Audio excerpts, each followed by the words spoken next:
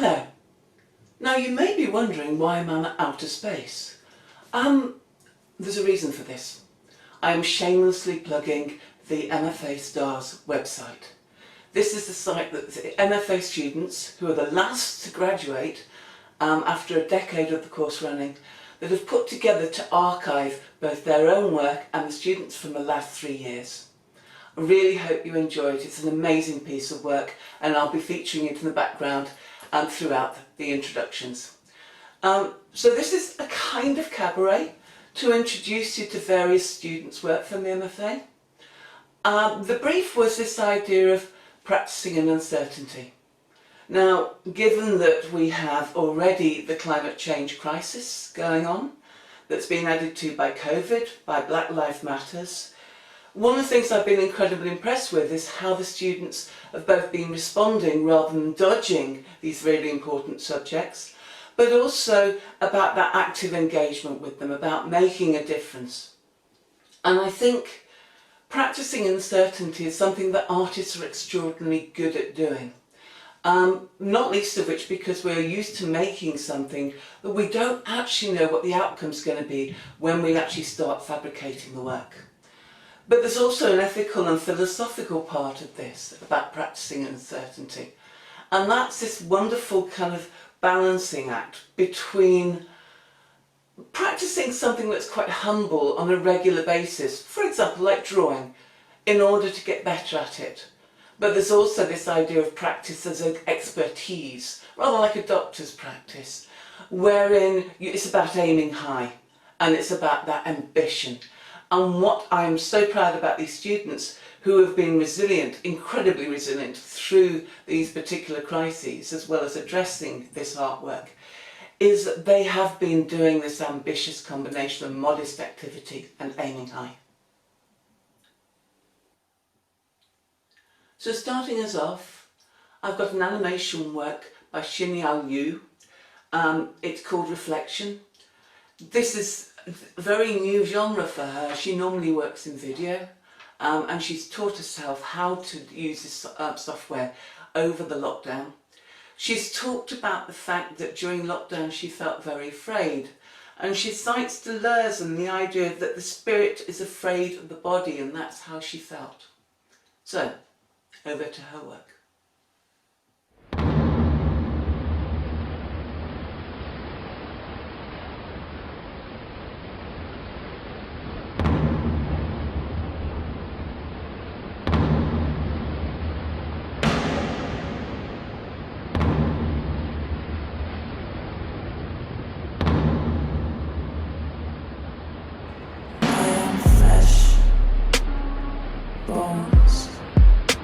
I am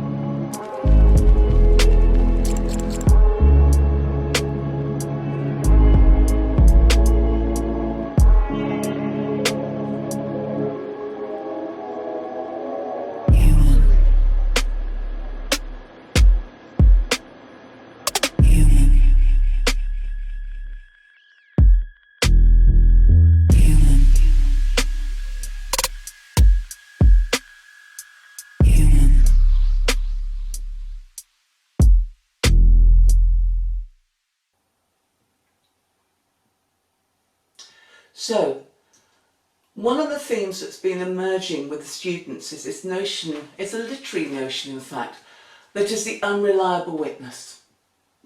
So, and we have a lot of unreliable witnesses at the moment, as this first piece by Hamish Pringle shows that the fact that we cannot trust the information that's being fed through to us. So his piece is called Fake News. In these uncertain times, when we seem to be surrounded by unreliable witnesses and beset by false information, it's worth recalling what Donald Rumsfeld said about information when he was asked by the Defence Committee in the United States.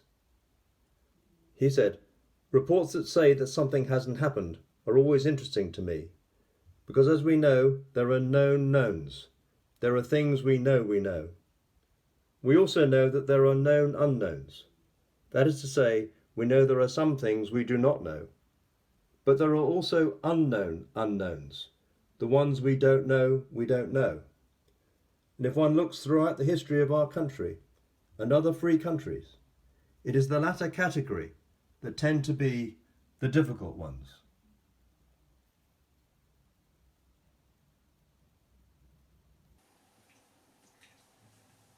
One of the things that a lot of the students have been very interested in, this idea of balance and equilibrium. There's been a lot of work to do with the idea of climate change, about exploitation, about the idea of the hyper-object. So here's the first of a series of works engaging with that idea. It is by Theo Adamson, and it's called 2 Steps Forward, 1 Step to the Side. So this is intended to be a live performance work.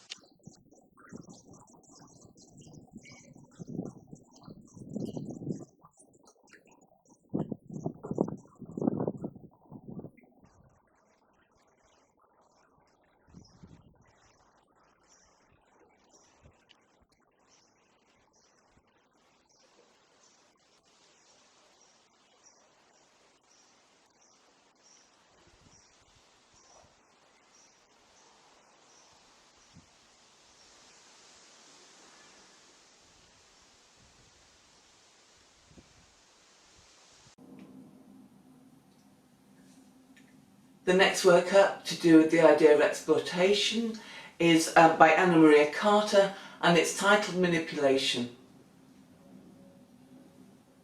This is a day's work.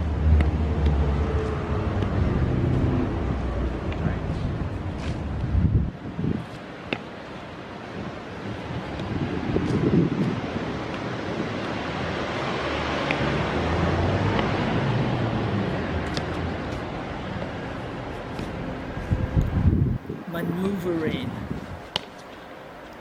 manipulating, dominating.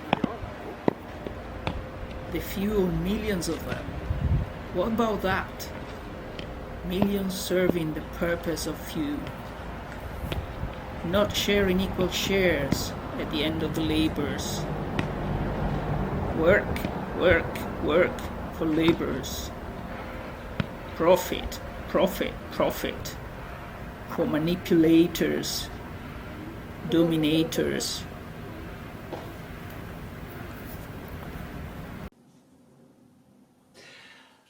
The next work up is by Wenjing. Her work has always been about the idea of play, But with the COVID situation, this idea of balance and equilibrium and keeping things in check has become more and more important for the work that she actually put in for her degree show. So this is a video based on the sculptures that she put in for her degree show.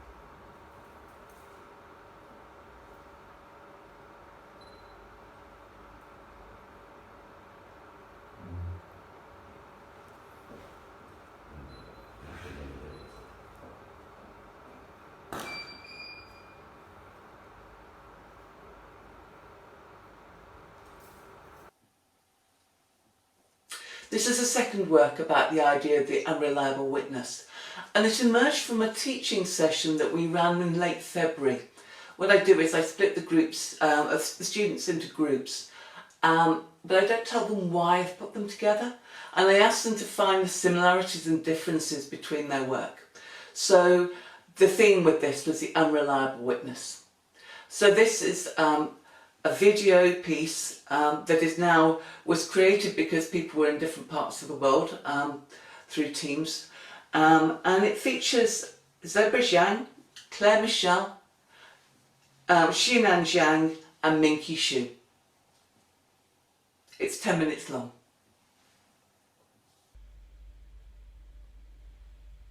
Ciao, I'm Alex. You must know me. I'm so popular on YouTube and Instagram. I think people may just very interesting in my life. I live in a quite comfortable life and I had a great husband. I met Mike in a party. On the first sight I saw him, I knew he's the one. Even though he's like 20 years older than me. So what? Age is never a problem for me. We are so in love and then we just get married. After we married, we moved to London and now we live in his big house in Mayfair. My life was so perfect until yesterday. My husband, he went to a tour with his mates to Las Vegas. You know, this is the man calls the boys' night. I'm okay with that. But I tried to contact him for the whole night yesterday, but he didn't reply. Then I fell asleep. In my dream, I just saw my husband. He's kissing a model who is our mutual friend, and he took her to his room. It was just so horrible. Then I woke up, but I didn't think too much about it because, you know, it's just a dream. And today, I accidentally saw this model posted on Instagram, and she posted this picture located at the same hotel as my husband's. Wow, that bitch. But don't worry, I sent her a special gift today. I think she must love it. I can't wait to see her face.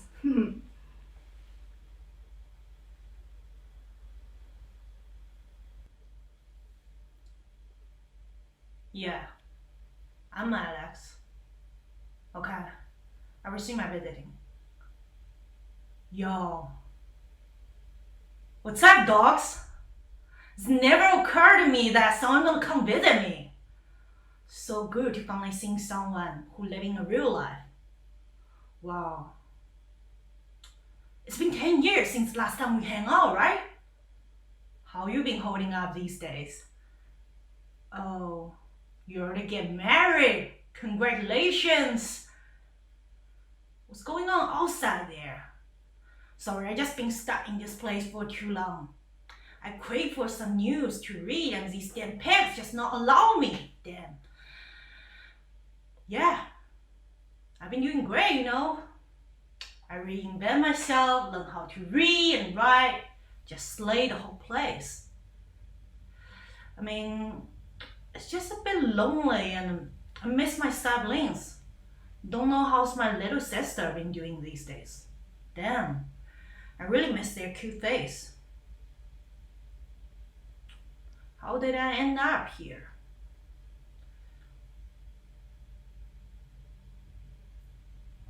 Man, they're saying that as an adult, don't blame your poverty to your family or to your parents.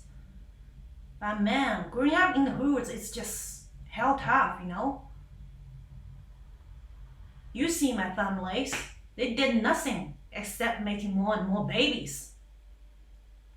That shithole, everyone slept in the same bedroom. Listen to them shagging. I still remember 7 years old me carry water bottle even bigger than my size around neighborhood. Just try to make some money for the family. And these two lazy adults did nothing except shagging. They locked the youngest kids around the bed so they wouldn't be wandering around. I mean, the first time, oh, it's been so long. The first time I think I stole some food for my little sister and brother. My parents didn't bail me out. Instead of that, I'm staying in prison for a week. I mean, they didn't have any penny, or they just get used to this typical family style. I mean, this time, I killed a guy who was constantly installed and bullying my sister. All I learned growing up in her is how to punch people with my fist, you know? With my fist. So I keep punching that asshole until no one can recognize his face. There's blood all over on the floor. Yeah. I'm 33 years old now. As a felony. Here for 10 years.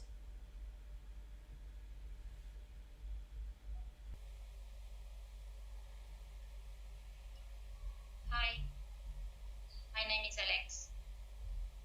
You might recognize me from the big headlines a couple of years ago.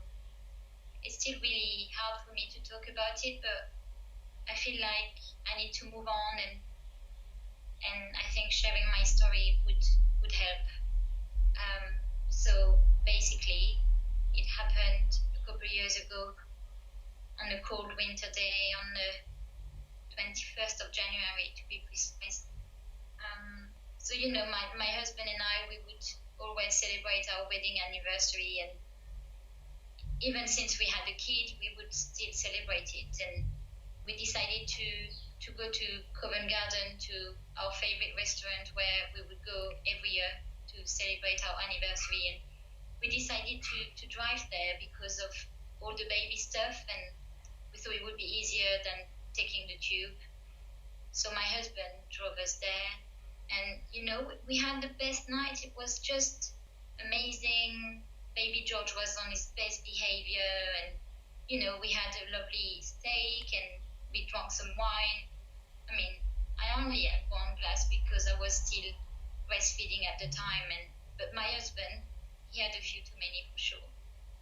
And you know, I decided to drive on the way back because I was sober. And I suggested, I can't believe I'm the one who suggested it, but I said, let's drive through Tower Bridge. It'd be nice for the baby to see the bridge and everything. Although, of course, the baby was fast asleep and he wouldn't have remembered anything anyway because he was only 1 year old. And I don't know how it happened, but the 21 bus to Lewisham crashed into the car, and of course that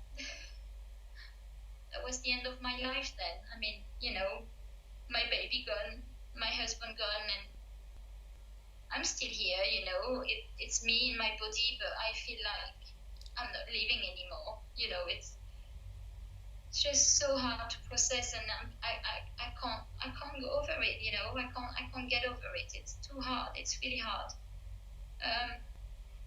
And you know, you read these kind of news everywhere on the paper every day, and you read it and you move on because you just never think that can ever happen to you, but it actually can. Hello, yeah. I'm Alex, and I do psychological and artistic things. So recently, I've read a book, and it's called Artist Book, and it's about artist things. Anyways, I was buying art supplies the other day, and oh, here's a pen. If you don't believe me, so I saw this beautiful booklet, and it's saying there was a show happening in the Academy of Art. I just felt I have to go. So I got on a bus to see the show, and it was a red one.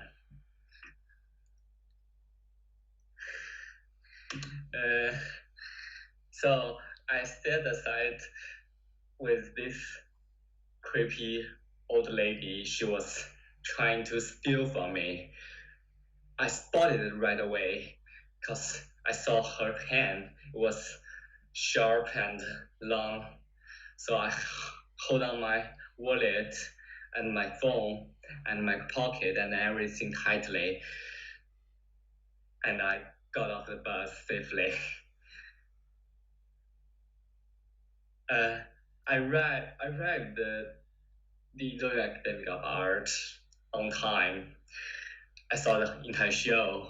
It was good, and it was about psychological and artistic things. As you can tell, I've been very productive recently, so don't you worry about me. And thank you for your listening.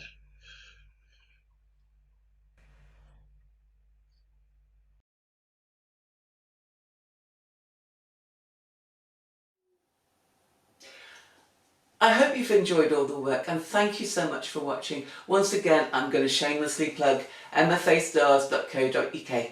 Take care. Bye.